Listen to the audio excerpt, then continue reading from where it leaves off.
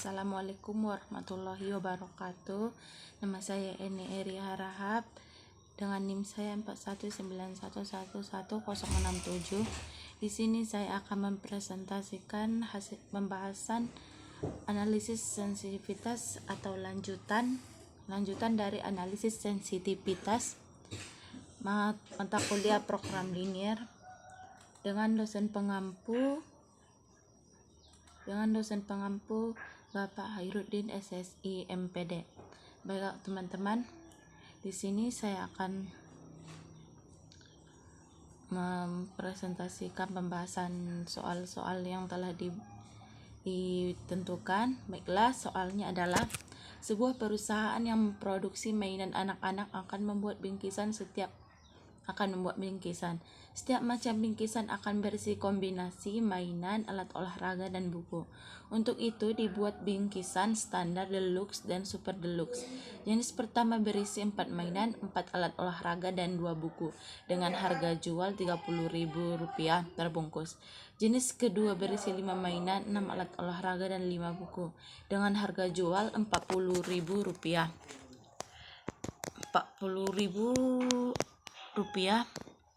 perbungkus. Jenis ketiga berisi 6 mainan, 8 alat olahraga, dan 5 buku dengan harga jual Rp60.000 perbungkus. Untuk keperluan ini tersedia 60.000 mainan, 75.000 alat olahraga, dan 45.000 buku. Berapa masing-masing jenis bungkusan harus diproduksi agar diperoleh penerimaan yang maksimal? Penyelesaiannya kita dapat memodelkan perusahaan yang kan memproduksi mainan anak-anak membuat bingkisan. Misalkan X1 sama dengan jumlah jenis standar yang akan diproduksi. Kita misalkan X2 adalah jumlah jenis deluxe yang akan diproduksi, dan X3 adalah jumlah jenis super deluxe yang akan diproduksi. Baiklah, kita buat tabel identifikasi masalahnya. Jadi identifikasi masalahnya adalah jenis standar X1, standar itu X1 kan. Jadi mainan adalah 4, alat olahraga 4, buku 2 sesuai dengan soal dengan harga Rp30.000. Deluxe atau X2 mainan 5 mainan, 4 alat olahraga 6, buku 5 dengan harga Rp40.000. Dan super deluxe atau X3 mainannya ada 6, alat olahraganya 5, bukunya 5 dengan harga Rp60.000. Totalnya adalah 60 mainan, harganya Rp60.000. Terus alat olahraganya Rp75.000 dan buku Rp60.000. Sehingga diperoleh fungsi, kita masukkan ke dalam memodelkan program linear, model program linear di mana fungsi tujuannya memaksimumkan Z sama dengan Rp30.000 X1 ditambah Rp40.000 X2 ditambah Rp60.000 X3. Fungsi kendala 4X1 tambah 5X2 ditambah 6X3 besar kecil sama dengan Rp60.000. 4X1 ditambah 6X2 ditambah 8X3 kecil sama dengan Rp75.000. 2X1 ditambah 5X2 ditambah 5X3 kecil sama dengan Rp45.000, di mana X1, X2, X3 besar sama dengan 0 atau syarat non negatif. Berdasarkan fungsi di atas diperoleh, kita masukkan ke tabel simplex, di mana sebagai literasi pertama itu terdapat yang paling besar nilai harganya, nilai dari fungsi tujuannya, di mana nilai dari fungsi tujuan yang paling besar berada di X3, di mana ini adalah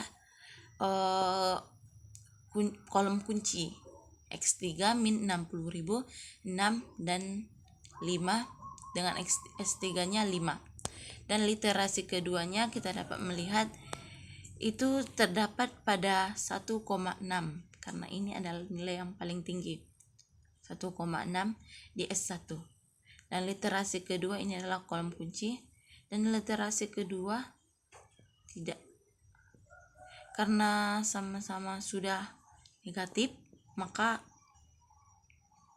karena di literasi ketiga ini tidak mempunyai kolom kunci, jadi diperoleh banyaknya jumlah standar yang akan diproduksi adalah 3.750.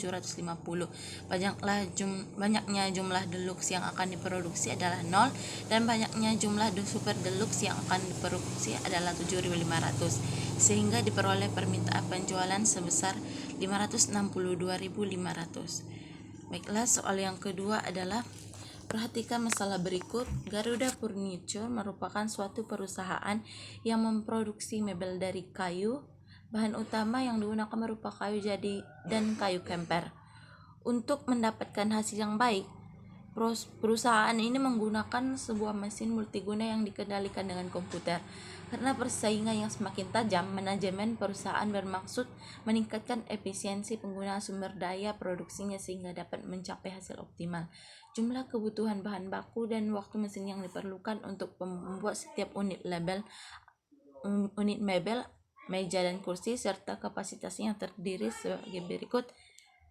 Sumber dayanya kayu kemper model A 4 unit, model B 2 unit dengan kapasitas 120, kayu jati model A-nya 2 unit, model B-nya 2 unit, kapasitas 100. Yang ketiga, sumber dayanya mesin dengan model A 1 jam mesin, model B 3 jam mesin dengan kapasitas 90. Apabila keuntungan yang diperoleh untuk satu unit model adalah $200 dan satu unit model B $150, kita misalkan andaikan S1 dan S2 dan S3 menyatakan variabel slack untuk masing-masing kendala. Setelah diterapkan metode simplex, didapatkan tabel optimum akhir menjadi ini adalah tabel simplexnya dengan tabel optimum. Tadi ini merupakan tabel optimum di mana solusi yang Z atau fungsi tujuan 7.200, X1 18, S2 16,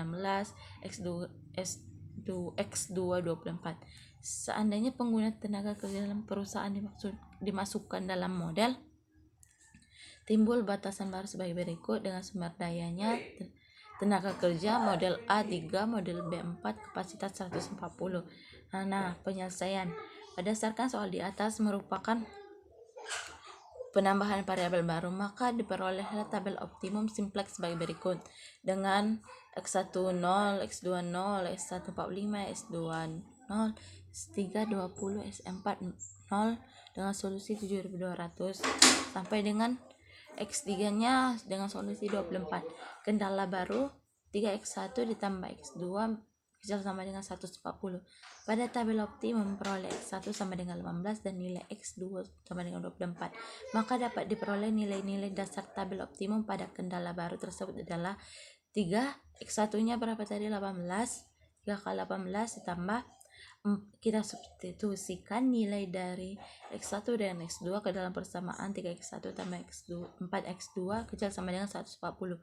3 kali 18 dikali tambah 4 kali 24 kecil sama dengan 140, maka 150 kecil sama dengan 140 bernilai salah karena nilai dari X1 ini lebih besar daripada nilai fungsi kendalanya. Dengan demikian, kendala tersebut bersifat aktif dan memberikan pengaruh terhadap nilai optimumnya. Selanjutnya perlu diselidiki apakah pengaruh meningkat atau mengurangi keuntungan. Untuk menentukan nilai optimum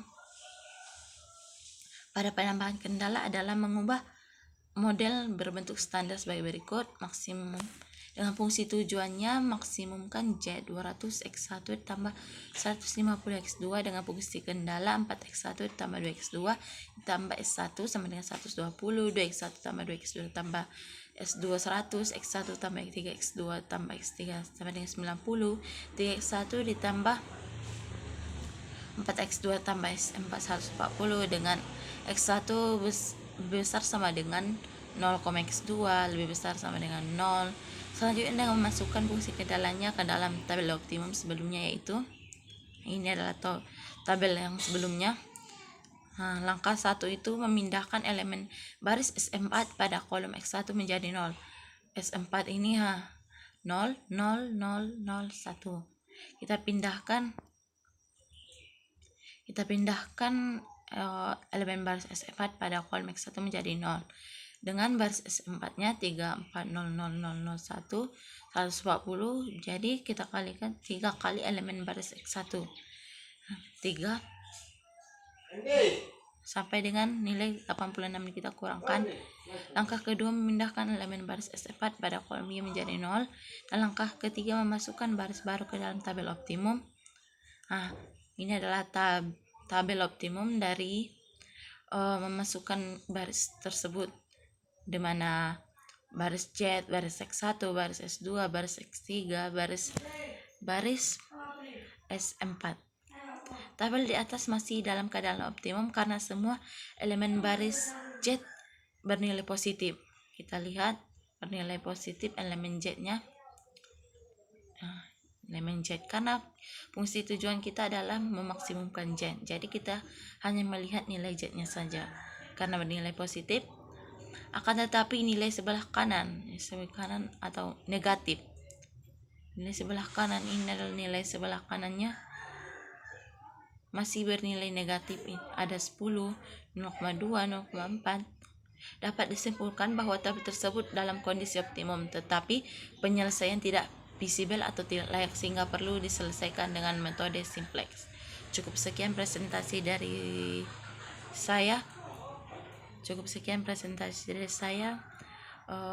Lebih kurang dan jangan saya mohon maaf. Assalamualaikum warahmatullahi wabarakatuh.